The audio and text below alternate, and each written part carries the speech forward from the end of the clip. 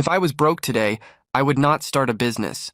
And that might sound crazy, especially in a world where everyone keeps saying be your own boss and start a business as fast as possible. But let me tell you something most people won't say out loud. Starting a business while you're broke might actually be the reason you stay broke longer. And before you disagree with me, just listen to the full idea first, because I'm not talking about giving up on success. I'm talking about timing, pressure, and survival. Everyone online makes it sound simple. Start a business, sell something, get customers, make money. But nobody really explains what happens when you try to do that with no capital, no experience, no stability, and no backup plan. That's where reality hits different.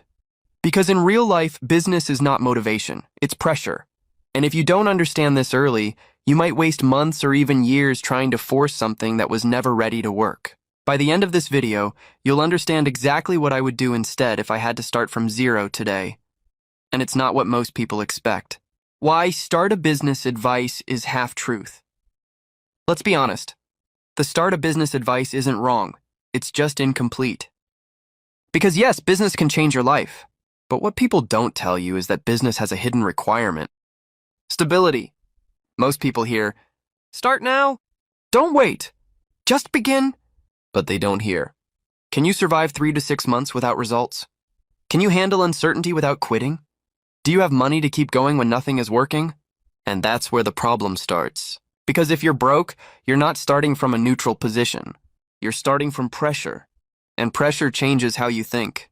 It makes you rush decisions, panic easily, quit early, chase fast money instead of smart money. So when people say just start a business, they're not lying. They're just skipping the hardest part. The real reason most broke businesses fail is fail.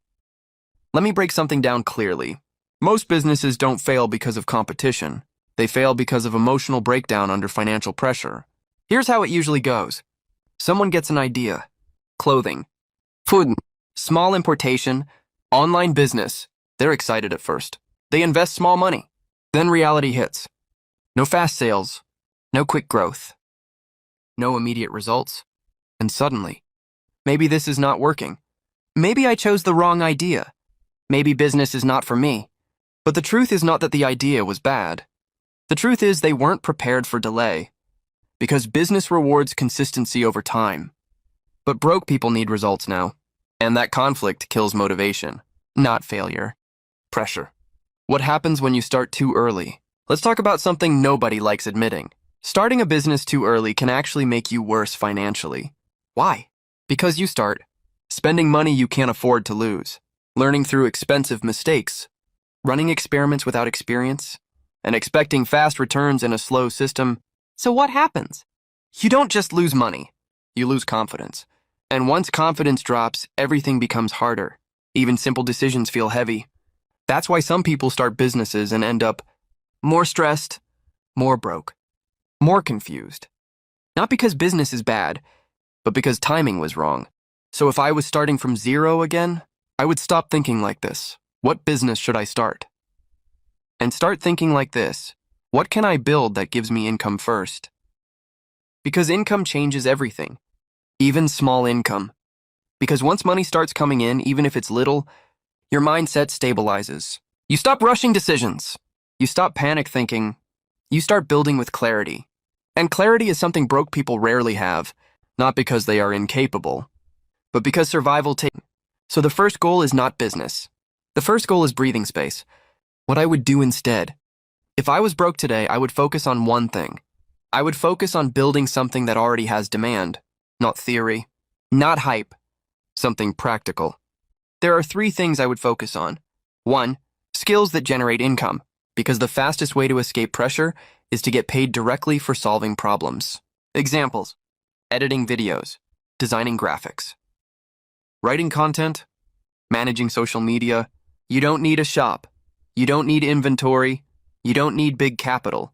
You just need a skill someone values. 2, digital income sources. This is where a lot of people ignore opportunities. Things like YouTube content, freelancing online, managing pages, affiliate marketing. These don't require big money to start, but they require consistency, and over time they build momentum. Small cash flow systems. Not everything has to be big. Sometimes you just need something simple that brings small but steady income. Services, small gigs, basic reselling, helping people with tasks. The goal is not to stay here forever. The goal is to stabilize your life. Because once you stabilize your income, everything changes. Why cash flow is more important than business. Let me explain this clearly. Cash flow is not just money. Cash flow is emotional stability. When you have no money coming in, every problem feels like a crisis. Every delay feels like failure. Every mistake feels like the end. But when money is coming in, even small, you start thinking long-term. You stop rushing decisions. You start improving instead of panicking. That's why cash flow comes before business. Because business without stability is just stress. And stress kills consistency. And consistency is what makes business work.